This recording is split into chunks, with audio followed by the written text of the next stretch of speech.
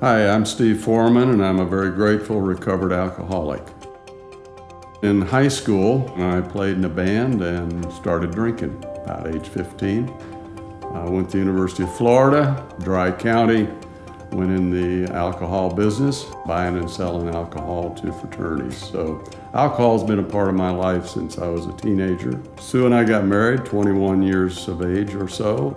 I'm Sue Foreman. Both my parents were heavy drinkers, and most of my relatives were heavy drinkers, and I knew that he drank, but it was very familiar because everybody I knew drank. At 10 years, there was not a lot of dopamine going on. It's just a deal at 10 years. After the alcoholic episodes of now 11 years, when he gets really drunk enough, he's telling me how miserable he is. We went to lots of different counselors. One told him that he married too young and hadn't experienced enough life and he should divorce me. So we decided for our 10th anniversary celebration, the gift to each other, we would get divorced.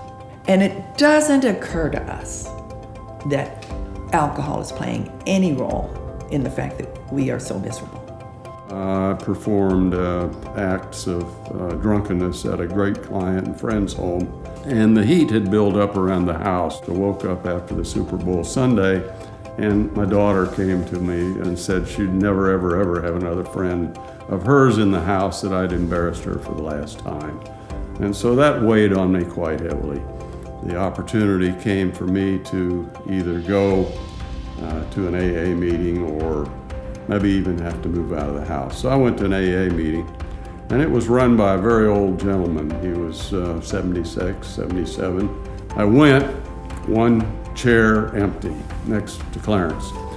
And so after a couple of weeks, I said, Clarence, would you consider sponsoring me? And he took me over to his home. He said, you need to hire a new manager, and we're going to get you one.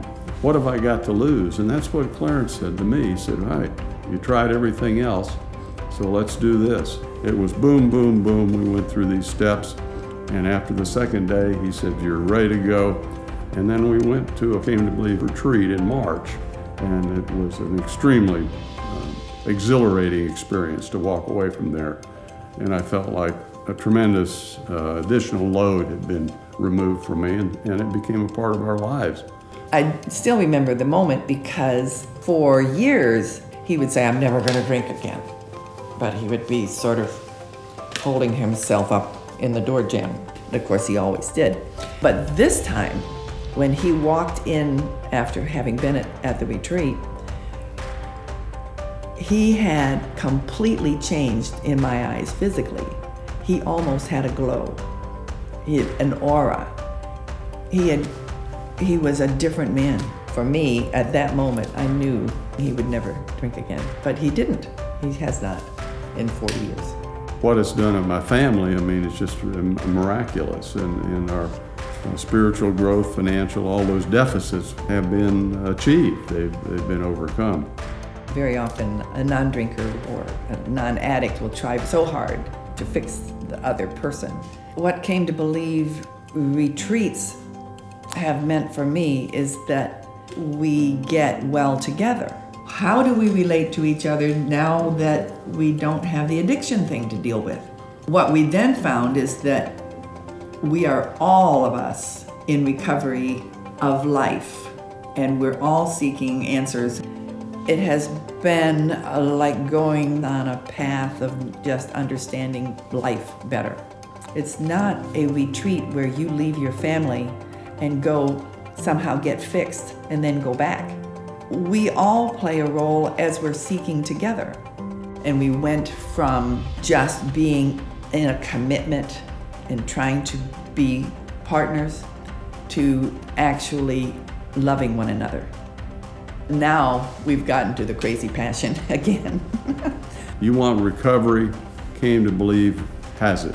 Clarence's recovery rate was 90+%. That if somebody goes to one of these retreats and they go through these 12 steps and they're honest with themselves when they do it, they have a very much higher percentage of recovery than any treatment center or any other program. Clarence said, well, what do you have to lose? You have to have a beginning. You have to take a step forward. You have to make a commitment to recovery. Many people come to the retreat, they just want to get sober. But once they have gotten sober and they're recovered, then they want to live a happy life. And they want their spouses and their children happy.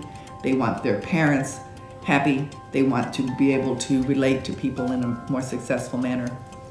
And in a community recovery like the Teams for Retreat, we are able to learn that together.